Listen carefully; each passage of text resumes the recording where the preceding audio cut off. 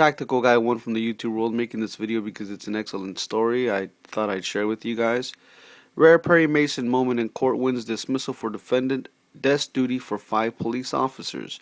Of course, when police commit perjury, they get desk duty, but when you or I commit perjury, we go to jail.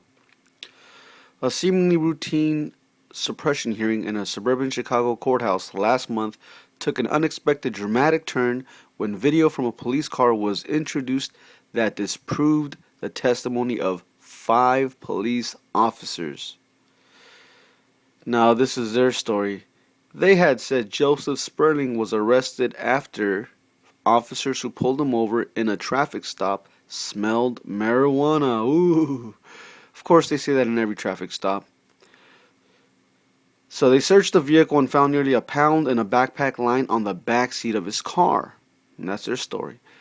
But the Glenview police video showed the search occurred only after Sperling was taken from his car, frisked, and handcuffed, reports the Chicago Tribune.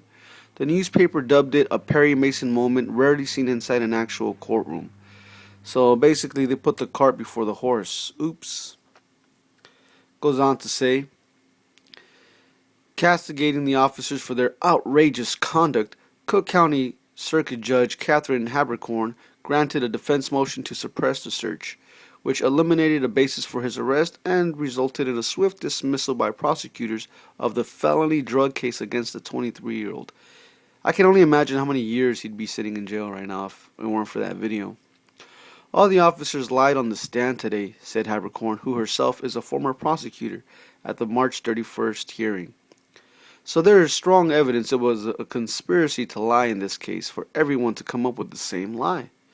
The officers were later put on desk duty as investigations of their conduct proceed. The officers were later put on desk duty. Can you imagine that, folks? That's a slap to the face. But I digress. The Tribune says the Glenview arrest of Sperling last June came at the request of Chicago narcotics officers who had Sperling under surveillance. They asked local police to pull him over in a marked car, which occurred when Sperling allegedly failed to use his turn signal, even though he says he did. Then one of the Chicago officers testified he smelled marijuana as he waited for Sperling to produce his license and registration. Sperling testified he was never asked to do so. Oops. So it goes on to say, the officer, supported by his testimony from 4 other Chicago and Glenview officers, said he ordered Sperling to exit the vehicle and stand by the trunk as he searched it.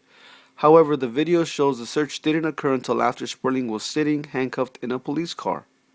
Oops.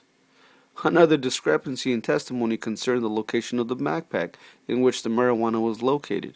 Police said it was in plain view on the back seat of the car. Sperling said it was under the seat. If not for the video, which Sperling's lawyer Stephen Goldman got by issuing a subpoena to the Glenview Police Department and produced in rebuttal at the suppression hearing, Sperling would have been convicted and jailed, the attorney told the newspaper. Now Sperling has filed a federal civil rights suit over his arrest. Good job, buddy. So there you go, folks. Keep in mind, it's another reason to always record your stops. I'm not saying you're some type of drug dealer or you have a pound of marijuana under your car seat, but I am saying that cops do lie, and if they feel like just planting drugs on you because they want to look good for their department for getting another bust, hey, they just might. So have some type of application on your smartphone that will let you live stream to somewhere else, a cloud or anywhere else. I know, I think it's called Quick, QIK, and Bamboozer, BAMBUSER, are 2 apps that I know of that allow you to do that, and it's free. So thanks for watching, guys, and hopefully you guys share this video.